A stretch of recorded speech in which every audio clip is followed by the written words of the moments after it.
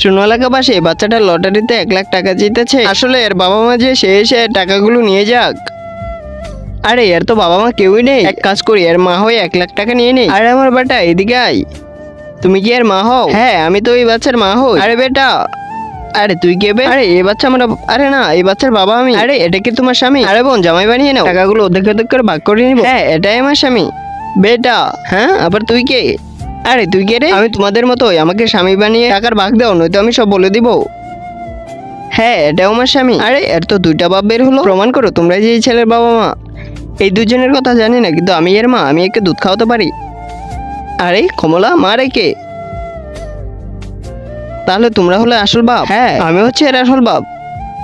Sir আমি এর আসল বাপ, আমাকে দিয়ে দেন সব পুরস্কারের টাকা। কিন্তু তার আগে তুমি যদি তোমার বাবা মাকে মন থেকে ভালোবেসে থাকো, তাহলে ভিডিওতে লাইক করে চ্যানেলকে সাবস্ক্রাইব করে দিও। আর হ্যাঁ কমেন্টে আই লাভ বাবা মা লিখে যেও। যদি এগুলো না করো তাহলে বাবু তুমি তোমার বাবা মাকে মন থেকে ভালোবাসো না। তুই আর বাপ হয়ে একে রাস্তায় ছেড়ে দিস, আজ থেকে একে দেখাশোনা করবে আর পড়াশোনা করাবে। হ্যাঁ করাবো, কিন্তু এর টাকাগুলো দিয়ে দাও। কোনো পুরস্কারের টাকা নেই, সবই মিথ্যা ছিল। আসলে এই বাচ্চাকে তার আসল বাবা মার কাছে পৌঁছে দেওয়ানো ছিল। আসলে আমি একজন পুলিশ।